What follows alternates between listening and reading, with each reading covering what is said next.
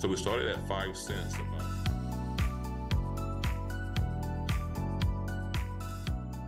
Hey guys, welcome back. So this is a big news. US के अंदर FOMC ने finally federal interest rate जो है उसको इस बार यहाँ पर इंक्रीज नहीं किया। ये काफ़ी महीनों के बाद पहली बार ऐसा हुआ है कि फाइनली उन्होंने इंटरेस्ट रेट को यहाँ पर इंक्रीज नहीं किया है। अब अगर हम ओवरऑल देखेंगे तो कल यहाँ पर अनाउंसमेंट किया कि ठीक है, हम यहाँ पर इस बार इंक्रीज नहीं कर रहे हैं। अब इसका मतलब ये है कि बेसिकली चलो इतने टाइम बाद फेडरल रेट जो है उसको इंक्रीज नहीं किया तो भाई मार्केट तो पंप यहाँ पर होना चाहिए। उसका रिएक्शन अगर हम देखते हैं तो बिटकॉइन की प्राइस के अंदर हमको कोई पॉजिटिव मूवमेंट देखने को नहीं मिला, जबकि इंटरेस्ट रेट को राइज नहीं किया गया। इनफैक्ट यहाँ पर बिटकॉइन प्राइस ऑलमोस्ट अगर आप देखेंगे लास्ट 2 दिन के अंदर 4% यहाँ पर डिक्लाइन कर गई है। क्रूशियल सपोर्ट जोन जो है उसके भी थोड़ा सा नीचे यहाँ पर आ गई है। ऐसा क्यों हुआ? जब यहाँ पर फेडरल रेट इंक्रीज हो रही थी तब बिटकॉइन के लिए हमेशा नेगेटिव होता था। अब अगर उसको नहीं इंक्रीज किया गया तो उसका पॉजिटिव रिएक्शन आना चाहिए था। यहाँ पर ये नेगेटिव रिएक्शन क्यों आया? सबसे पहली चीज जो यहाँ पर मैंने नोटिस करी वो ये थी कि जब मैंने बिटकॉइन का चार्ट देखा कि प्राइस यहाँ पर कोई पॉजिटिव मूवमेंट नहीं है, नीचे की तरफ चली गई है, क्या सेम रिएक्शन हमको स्टॉक मार्केट में भी देखने को मिला?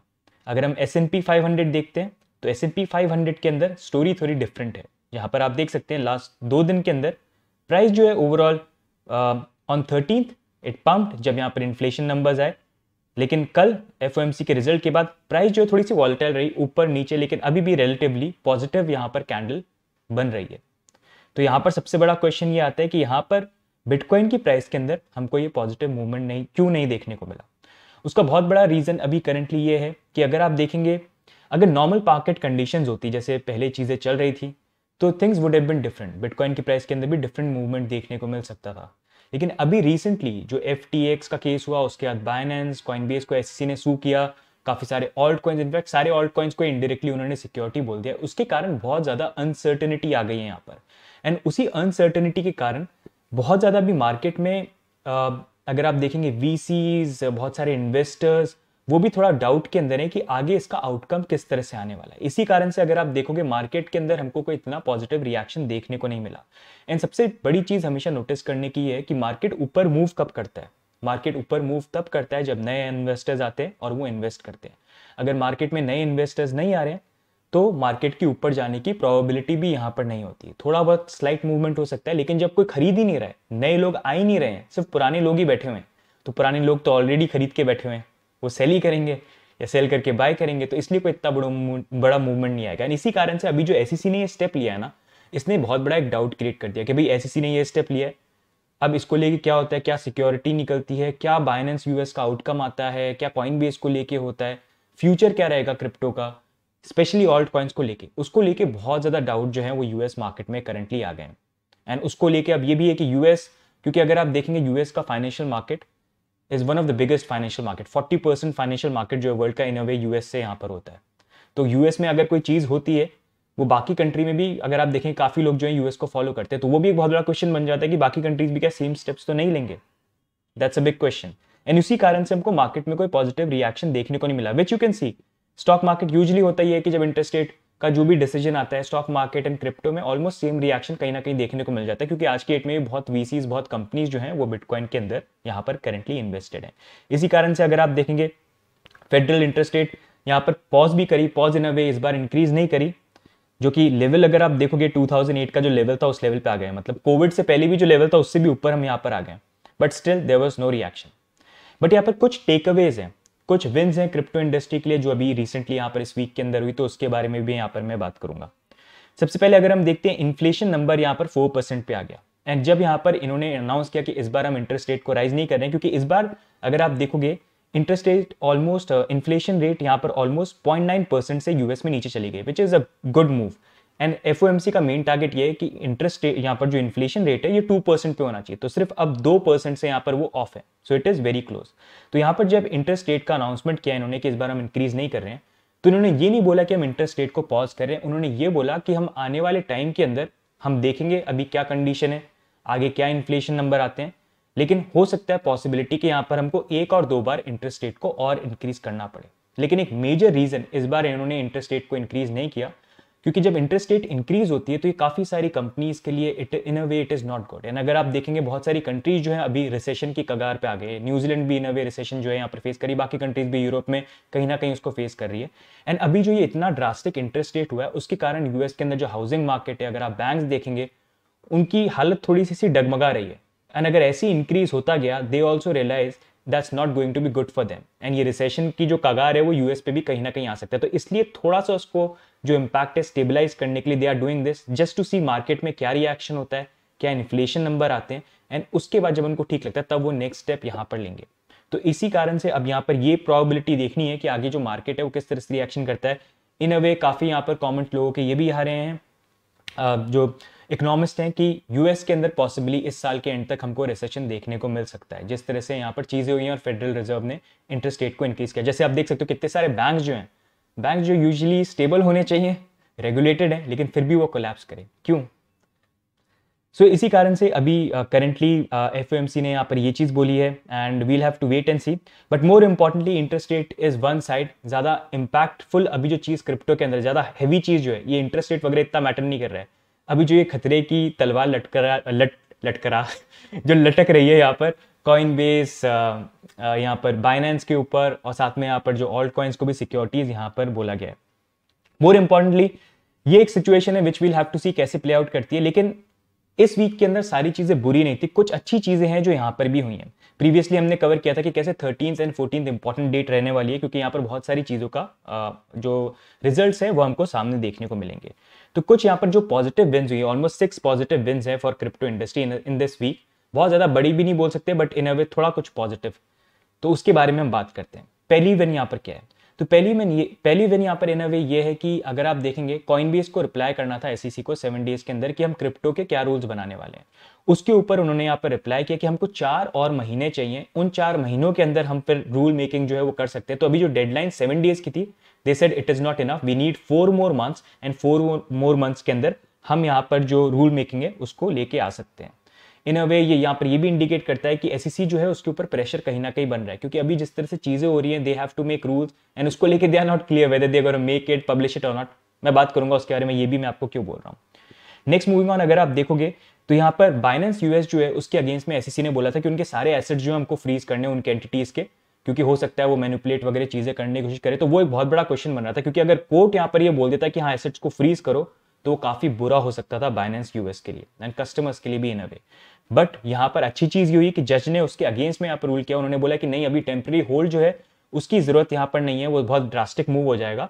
यहाँ पर बाइनेंस यूएस और एसईसी जो है वो आपस में बात करें, जो इन्वेस्टमेंट बाइनेंस यूएस के होते हैं वो सारी चीजें शेयर करें एंड सारी डिटेल जो है वो प्लान करके सामने लेके आए, ताकि यहाँ पर जो मैक्सिमम इंपैक्ट है कस्टमर्स के ऊपर नहीं है जो भी इन्वेस्टिगेशन चल रही है। तो अभी के लिए आप डिस्कस करो और थर्सडे तक का टाइम दे कि आप फॉरवर्ड आओ और कैसे क्या चीजें यहाँ पर करनी है। तो अच्छी चीज ये है कि यूएस के एसेट फ्रीज जो है वो यहाँ पर नहीं हुए। इन अ वे ये भी इंडिकेट करता है कि अभी यूएस के साथ जो बैंकिंग प्रॉब्लम आ रही थी शायद वो सॉल्व हो जाए, बट पता नहीं है अभी। एसईसी काफी पावरफुल रेगुलेटर है, बट इन अ वे चलो अच्छा है कि बाइनेंस यूएस के एसेट जो है फ्रीज नहीं है, क्योंकि अगर वो होता मार्केट के लिए बहुत बुरा यहाँ पर होता। तीसरी चीज यहाँ पर है कि हिनमन ईमेल्स जो यहाँ पर अगर आप देखेंगे रिपल एसईसी का केस चल रहा है, तो ये ईमेल्स हैं जहां पर ये एसईसी के मेंबर थे और इन्होंने प्रीवियसली यहाँ पर इथेरियम को यहाँ पर बोला था कि वो पॉसिबली यहाँ पर सिक्योरिटी नहीं है। तो उसी को लेके डिटेल यहाँ पर निकालने की कोशिश कर रहे थे रिपल, जो पब्लिक यहाँ पर हो चुके हैं। और उस ईमेल में अगर आप देखेंगे तो उससे पता चला कि एसईसी में जब वो ये थे कि in a way they talked about the tokens and they even said कि इथेरियम शायद यहाँ पर सिक्योरिटी में नहीं आ सकता, मतलब it was in a way discussion, लेकिन उसका कोई आउटकम यहाँ पर नहीं था। लेकिन ये पर्सपेक्टिव कि इथेरियम को बोलना कि वो यहाँ पर सिक्योरिटी नहीं है, कहीं ना कहीं इन अ वे थोड़ा पॉजिटिव और एक चीज बन जाता है कि एसईसी ने पहले इन चीजों के ऊपर कोई डिसीजन क्यों नहीं लिया, मतलब हमेशा वो आधा बीच में यहाँ पर क्यों थे। अब वो देखना है क्या उसका कोई पॉजिटिव इंपैक्ट रिपल और एसईसी के केस में आ सकता है या क्रिप्टो इंडस्ट्री के लिए आ सकता है कि नहीं आता है। रिपल की तरफ से तो ये बोलना है कि ये काफी हेल्प कर सकता है उनको इस केस को विन करने के लिए, but we'll have to see कैसे ये चीजें प्ले आउट करती है। बट हिनमन ईमेल जो रिवील हुए इसमें और भी डिटेल्स थी जिसके बारे में हम अलग से एक वीडियो करेंगे and we'll cover it for you. चौथी चीज यहाँ पर जो हुई वो ये थी कि फाइनेंशियल यहाँ पर हियरिंग थी जहां पर क्रिप्टो एसेट्स को लेके नए बिल जो है उसको इंट्रोड्यूस करने की कोशिश करी जा रही है कि और एक अलग से डिपार्टमेंट बना जाए एसईसी सीएफटीसी के बीच में। खुद ही इतना कंफ्यूजन है, सीएफटीसी बोलता है कि क्रिप्टो जो है ऑल्ट कॉइन जो वो कमोडिटी है, एसईसी बोलता है सिक्योरिटी है, तो कमोडिटी सिक्योरिटी दोनों नहीं हो सकते हैं यहाँ पर। तो एसईसी के पास जो पावर है जहां पर वो सिक्योरिटी बोल सकती है किसी को भी, ये चीज नहीं, डिजिटल एसेट्स के लिए अलग से एक डिपार्टमेंट और ऐसे करके बहुत सारे रूल्स है स्टेबल कॉइन्स को जो लेके आना चाहिए। तो उसी के ऊपर डिस्कशन यहाँ पर हुआ था। उसमें एक काफी इंपॉर्टेंट चीज ओवरऑल, मतलब ये मीटिंग जो थी थोड़ी पॉजिटिव, इतनी बुरी चीजों में कुछ थोड़ा सा पॉजिटिव यहाँ पर हुआ।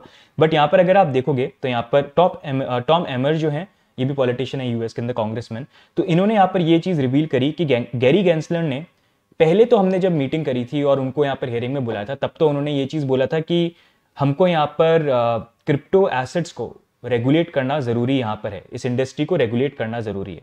लेकिन अब इस साल अगर आप देखेंगे तो वो बोल रहे हैं कि नहीं, यहाँ पर हमको जरूरत नहीं है, मतलब we don't need crypto assets, हमको उसको रेगुलेट करने की जरूरत नहीं है। तो पहले कुछ और बोल रहे थे, अभी कुछ और बोल रहे थे। व्हाट इज दिस, क्या है ये? तो ये एक बड़ी चीज है। And in a way if you see one thing which is good and I like, US में जब भी ये हेयरिंग वगैरह होती है ना, we don't just have one side which always says crypto बुरा है बैन करो, बुरा है बैन करो। एक साइड है जहां पर क्रिप्टो को क्रिटिसाइज करने वाले कांग्रेसमैन या पॉलिटिशियंस भी हैं, लेकिन एक साइड में ऐसे लोग भी हैं जो क्रिप्टो को अंडरस्टैंड करते हैं, they want to support it, तो उसकी अगेंस्ट में they also talk about it. जैसे गैरी गैंसलर को लेकर अभी रिसेंटली रिक्वेस्ट ये करी जा रही है कि गैरी गैंसलर कुछ क्लैरिटी नहीं दे रहे हैं, जो काम दिया है वो कर नहीं रहे, प्रॉब्लम क्रिएट कर रहे हैं, ये नहीं बता पा रहे इथेरियम सिक्योरिटी के लिए कोई जवाब ही नहीं देते। तो ऐसे में इट्स बेटर कि वो अपनी पोस्ट से निकल जाए। बट वो होता है कि नहीं होता है, वील हैव टू सी, क्योंकि अगर ऐसा कुछ हुआ तो बाइडेन के लिए और उनकी पार्टी के लिए it's not gonna be good, ये थोड़ा सा डैमेजिंग यहाँ पर होगा। बट काफी लोग रिक्वेस्ट करें, which will have to see कैसे प्ले आउट करता है। But overall it's good to see कि इस मीटिंग के अंदर भी गैरी गैंसलर को लेकर क्वेश्चंस काफी रेज हो रहे हैं कि क्यों आप क्लियर आंसर यहाँ पर जो है दे नहीं पाते, और इससे काफी हैवी प्रेशर जो है वो एसईसी और गैरी गैंसलर के ऊपर यहाँ पर बन रहा है।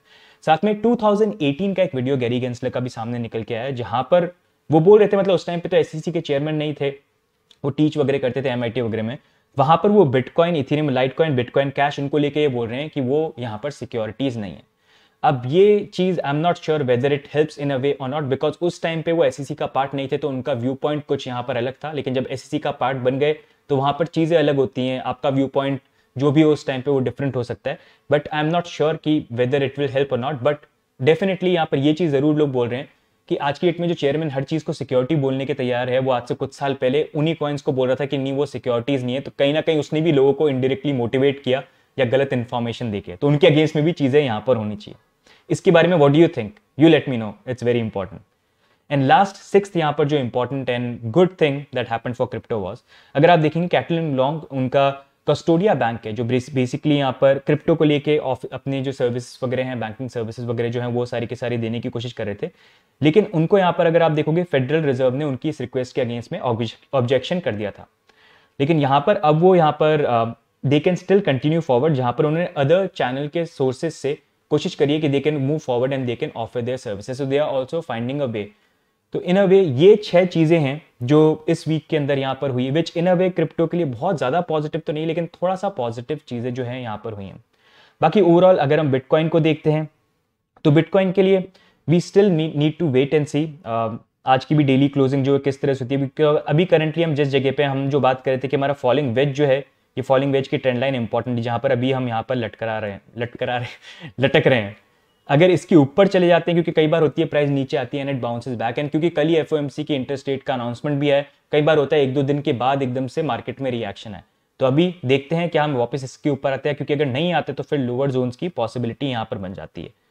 फंडिंग रेट देखते हैं तो फंडिंग रेट ऑल्दो बिटकॉइन की प्राइस नीचे आ गई, बट स्टिल नेगेटिव थिंग है, फंडिंग रेट नेगेटिव नहीं है, इनफैक्ट यहाँ पर पॉजिटिव है, इतना स्लाइटली भी पॉजिटिव नहीं है, in the middle, but still negative होती तो थोड़ा सा वो बेटर यहाँ पर रहता। तो ये करंटली गाइज क्रिप्टो मार्केट को लेके एंड इंटायर मार्केट को लेके अपडेट है। बाकी what are your viewpoints, what do you think, do let us know in the comments. And एक चीज थोड़ा सा ध्यान रखना, अभी जो करंट सिचुएशन है इसमें सबसे मोस्ट इंपॉर्टेंट चीज जो क्रिप्टो मार्केट के लिए वो है कि अभी क्रिप्टो इंडस्ट्री पे जो एसईसी ने एक्शन लिए हैं उसका आउटकम क्या आता है और उसको लेके आगे चीजें अनफोल्ड कैसे होती हैं। अगर वो पॉजिटिव होती हैं और अच्छी होती हैं इट्स गुड, लेकिन अगर अच्छी नहीं हुई तो it's not gonna be good. But overall जो भी ये टर्बुलेंट टाइम होता है, ये टर्बुलेंट टाइम जब निकल जाएगा उसके बाद डेफिनेटली एक ऐसा टाइम आएगा जहां पर हमको पॉजिटिव मार्केट जो है वो भी देखने को मिलेगा। And I feel I have said this before कि इस मार्केट के अंदर ये हमको एक झटका और देगा, लेकिन वो झटका जो है लास्ट झटका होगा और उसके बाद मार्केट का जो बुल रन है वो स्टार्ट हो जाएगा, which I don't feel is far away, and उससे पहले की difficulty which is here, but that is my opinion. Right, तो गाइस ओवरऑल आज की वीडियो में यही update. If you like it do like, do subscribe. बाकी आपके जो भी व्यू पॉइंट्स है do let us know in the video. बाकी मिलेंगे next, do let us know in the comments. बाकी मिलेंगे नेक्स्ट अपडेट के अंदर। Bye and take care, bye bye.